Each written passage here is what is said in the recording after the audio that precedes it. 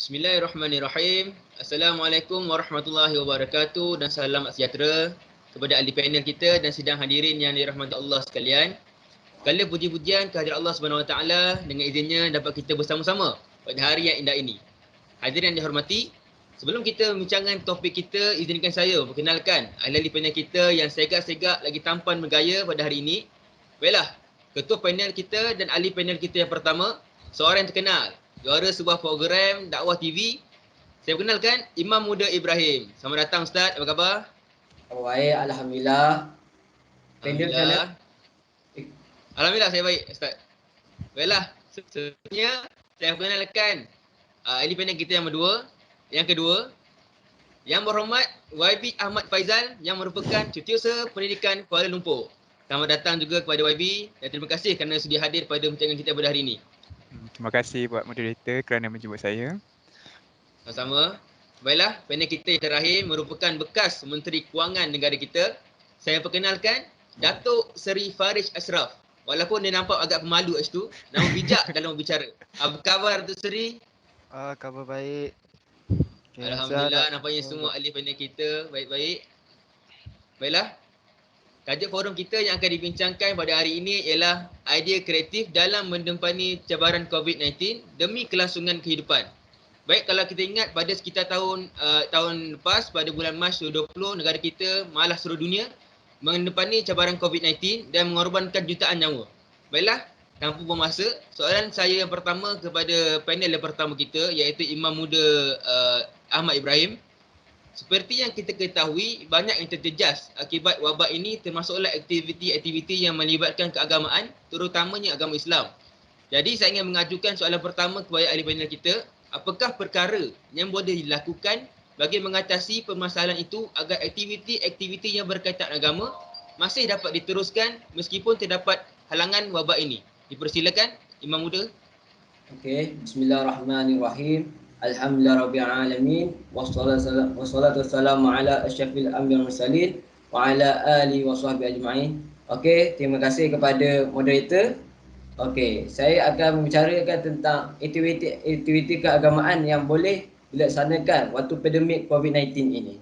Okey, yang pertama ialah kita boleh solat berjemaah di masjid, di surau ataupun di karya-karya mana-mana pun. Tapi kita kena ingat kita perlu ada SOP ataupun prosedur-prosedur tertentu yang kita boleh untuk sembahyang berjemaah. Antaranya ialah kita kenalah datang masjid, kita kena cek suhu, tulis nama ataupun cek masa sejahtera. Yang kedua, kita diwajibkan memakai penutup muka, face mask.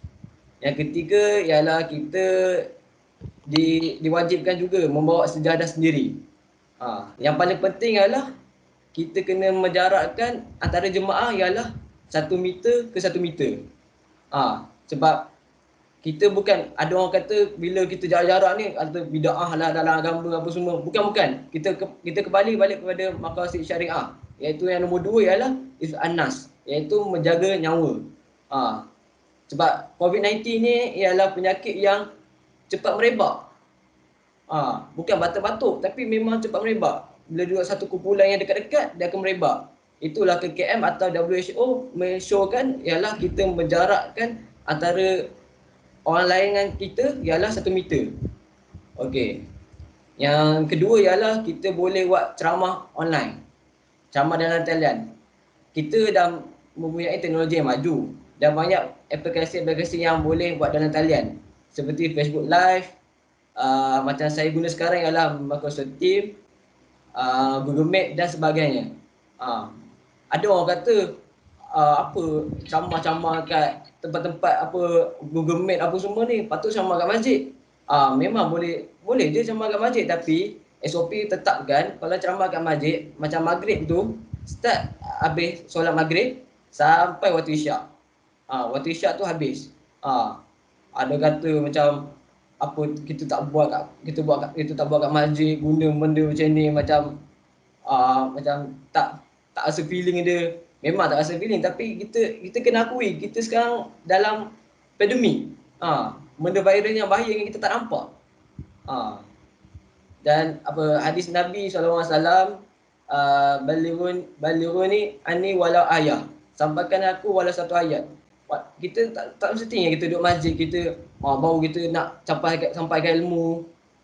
Tak kenalah. Padahal kita duduk dengan kawan-kawan, kita santai-santai dengan member, kita pun boleh menyampaikan ilmu. Kita kata, contohnya kita ngaji ni, alif lam mim bukan kirakan satu pahala, tapi disebutkan alif satu pahala, lam satu pahala, mim satu pahala. Kita sembang-sembang macam tu pun kita dah sampaikan ilmu. Tapi kita kena fahamlah adab sampaikan ilmu tu jangan tempat-tempat yang kotor, seperti tandas kita tiba-tiba kita nak dapat belajar Al-Quran. Tak kenalah. Kita kenalah tempat-tempat yang nampak macam elok jaga adab di situ. Itu saja daripada saya, moderator. Terima kasih. Baiklah. Baiklah, terima kasih kepada Imam Muda Ahmad Ibrahim atas jawapan yang sangat padu dan sangat detail. Jadi Allahu Akbar. Okey, jadi Ahmad Ibrahim atau Imam Muda kita telah menceritakan tentang perkara-perkara yang boleh dilakukan untuk meneruskan perjuangan dalam berdakwah serta meneruskan aktiviti-aktiviti yang melibatkan keagamaan ini meskipun dalam wabak COVID-19 ini. Jadi seterusnya saya ingin mohon penjelasanlah daripada ahli panel kedua kita, YB kita, Wabi Faizal, berkenaan dalam sektor pendidikan pula. Seperti mana kita ketahui berikutan wabak yang berlaku ini terdapat banyak peraturan ataupun kita lebih ketahui dengan SOP, betul? Iaitu Standard Operating Procedure yang menyukarkan tugas pada pendidik pelajar itu sendiri untuk belajar. Jadi bagaimanakah cara ataupun bagi seorang pendidik atau pelajar untuk tetap menjayakan proses pembelajaran dan pengajaran sama ada daripada peringkat tadika, sekolah rendah sehinggalah ke institusi pengajian tinggi. Silakan YB. Baiklah, terima kasih atas soalan yang sangat baik oleh moderator kita. So, dalam masa yang keadaan ini kita tidak dapat nak menafikan bahawa terdapat banyak halangan dan rintangan yang mengakibatkan proses komunikasi kita ataupun kelas face to face kita tidak dapat berjalan seperti biasa. Disebabkan oleh penutupan sekolah dan pusat pengajian tinggi yang diselaraskan dengan arahan Perintah Kawalan Pergerakan iaitu PKP, sehingga kini kita ni sebagai Kementerian Pendidikan ni menerima cabaran baru kepada warga pendidik untuk memastikan bahawa para pelajar kita supaya dapat belajar serta mendapat menuntut ilmu. Tidak kiralah walaupun murid tersebut dalam peringkat tadika ke sekolah rendah sehinggalah institusi pengajian tinggi, terdapat beberapa kaedah yang saya boleh jelaskan di sini. Kaedah yang pertama yang kita paling fokuskan adalah pembelajaran dalam talian, terutamanya penggunaan Google Classroom dan Microsoft Teams. Di Kementerian Pendidikan Malaysia ni terbukti bahawa pembelajaran dalam talian ini cukup membantu guru dan pensyarah selain daripada aplikasi Zoom juga, ianya boleh memberi interaksi secara terus dengan pelajar supaya pembelajaran ini dapat dilakukan. Para guru dan pensyarah juga dapat memanfaatkan media sosial seperti WhatsApp dan Telegram dengan sebaiknya untuk menyampaikan pelbagai maklumat lain ataupun arahan dan latihan kepada anak didik sekalian. Walaupun kita berdepan dengan banyak masalah ni, tapi kewajipan kita untuk memberi ilmu dan anak murid untuk menuntut ilmu tersebut adalah sangat wajib. Hal ini dapat dibuktikan melalui hadis Sunan Ibnu Majah nombor 224, talabul ilmi faridatun ala kulli muslim. Maksudnya, menuntut ilmu itu adalah kewajipan bagi setiap individu muslim. Dalam masa yang sama, walaupun kita guru-guru ni tak dapat nak tengok ataupun lihat bagaimana keadaan sebenar murid-murid, ada yang tengah tidur lah, ada yang tengah bekerja lah sebagainya, ada yang tak fokus. So, para pelajar juga mestilah membantu guru mereka agar mereka dapat membelajar dalam keadaan yang selesa serta ilmu itu sampai kepada mereka. Dalam hadis lain juga Nabi SAW bersabda, "Ta'allamu wa'allimu wa tawada'u limu'allimikum walayawal limu'allimikum." Maksudnya, belajarlah kamu semua dan mengajarlah kamu semua dan hormatilah guru-gurumu serta berlaku baiklah terhadap orang yang mengajarkanmu. Semua ini untuk memastikan pembelajaran kita tetap berjalan dengan lancar walaupun anak-anak murid kita tidak berada dalam kelas ataupun bilik kuliah. Bagaimanapun, ada juga halangan iaitu tak semua yang mendapat manfaat terhadap pembelajaran online sebab ada yang tidak mendapat capaian internet dan secara meluas ada yang duduk di luar bandar ataupun di kawasan pedalaman, dan ini merupakan adalah cabaran utama yang lain dalam usaha kerajaan iaitu kementerian untuk memberi ataupun mengoptimumkan sepenuh pembelajaran dalam talian dalam sistem pendidikan. Namun juga cara lain ataupun kaedah lain adalah pihak media massa juga turut membantu serta memberi kerjasama kepada pihak kerajaan, misalnya dalam rancangan televisyen dalam rancangan televisyen yang percuma seperti TV1, TV2, ada yang TV3, ada TV7, membuka saluran tersebut khas untuk para pelajar yang kurang bernasib baik. Maksudnya bukan sahaja kurang bernasib baik, dan para pelajar yang lain juga dapat memanfaatkan pendidikan tersebut di mana jua dan di mana pada bila-bila masa juga. Itu sahaja kesimpulannya. Apabila berlakunya PKP ataupun Perintah Perkawalan Pergerakan dalam pandemik COVID ini, komunikasi yang lazimnya kita buat dalam kelas ini bersama guru dan anak murid, dia telah berubah menjadi komunikasi secara dalam talian, dan ini menyebabkan peningkatan yang mendadak dalam talian ataupun penggunaan internet kita, dan untuk menyambung legasi menuntut ilmu serta melahirkan masyarakat yang berilmu untuk masa hadapan. Itu sahaja dari saya. Baiklah, terima kasih atas penjelasan daripada YB kita, YB Ahmad Faizal, berkenaan langkah-langkah ataupun cara-cara yang boleh dilakukan agar para pendidik, para pelajar dapat terus menyalurkan ilmu sekaligus memberi manfaat kepada mereka sendiri demi kejayaan masa hadapan anak-anak kita sendiri pada masa hadapan. Baiklah, tanpa membuang masa lagi, saya ingin bertanyakan soalan kepada ahli panel kita yang ketiga. Pada tadi pada muka dia serius je, Datuk Seri. Dekat anda okey? Boleh lagi kita teruskan? Boleh. Okey, baiklah. Sejak berlakunya wabak COVID-19 ini, kita dapat lihat ramai orang terutamanya di negara Malaysia sendiri yang menghadapi kesempitan hidup. Ada juga yang sehingga terpaksa menutup perniagaan, pergi buang kerja dan sebagainya. Jadi soalan saya, Datuk Seri, bagaimanakah secara para peniaga yang terlibat dalam sektor ekonomi ini dapat bertahan di dalam wabak COVID-19 ini? Dipersilakan, Datuk Seri. Baik. Okey, untuk soalan tu saya akan pergi kepada beberapa perkara poin penting lah. Antaranya yang saya nak masukkan adalah seseorang tu dia perlu kreatif dan dia kena ada ilmu. Baik.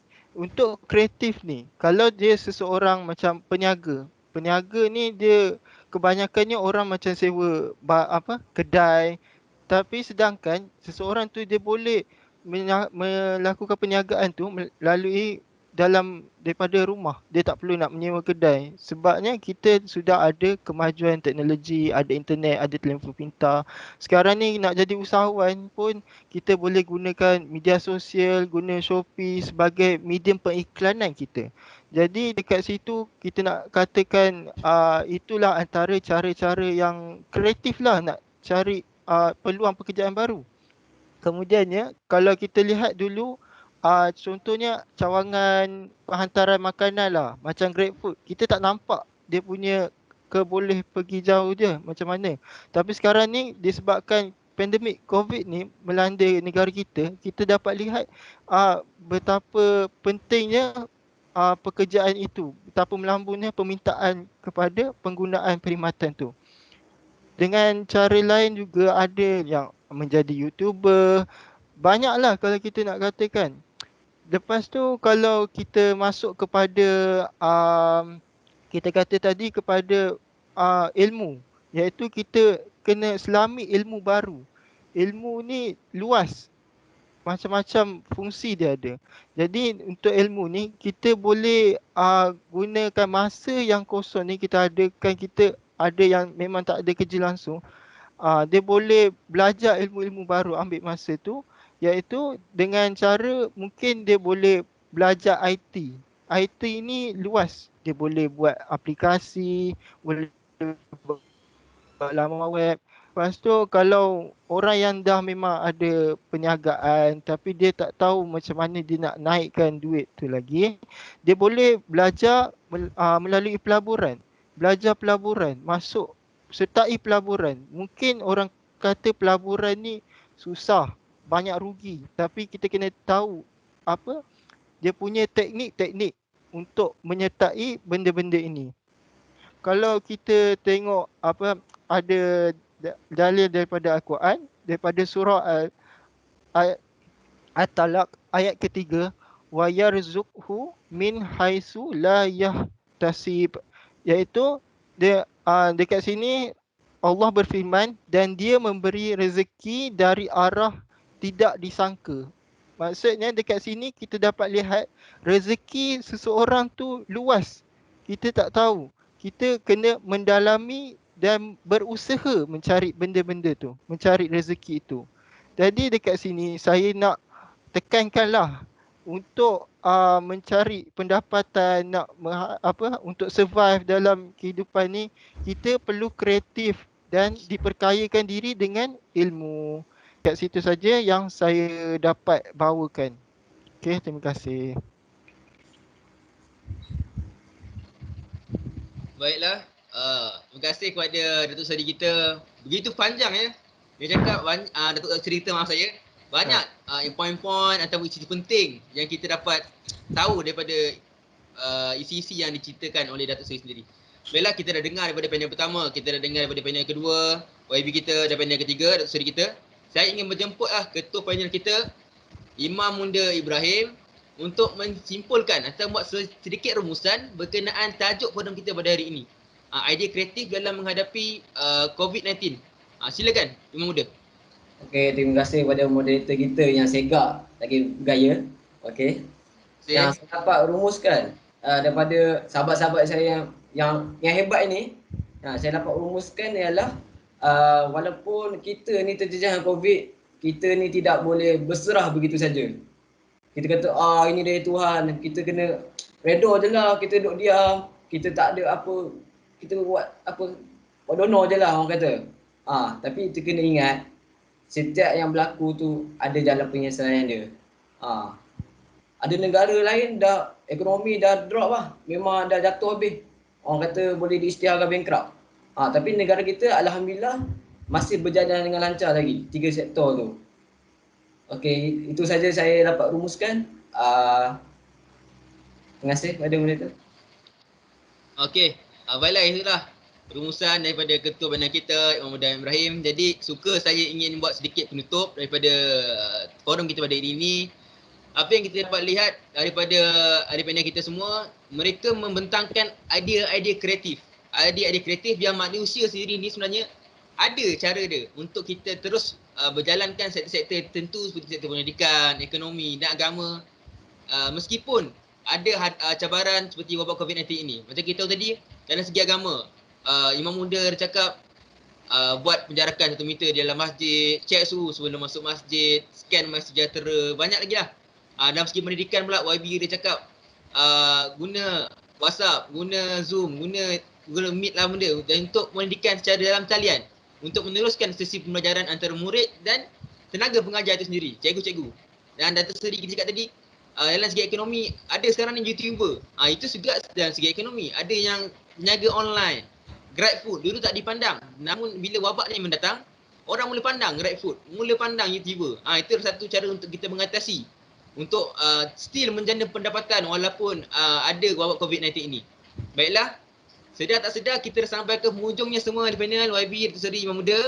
Kita dah sampai penghujung. Jadi saya selaku moderator mengucapkan ribuan terima kasih kepada para panel kita yang hebat-hebat belaka, yang segak-segak hari ini. Terima kasih semua kerana sudi mendengar atau sudi hadir dalam forum kita pada hari ini. Baiklah, itu saya mengakhiri forum kita dengan wabillahi taufiq wa hidayah. Wassalamualaikum warahmatullahi wabarakatuh. Terima kasih semua.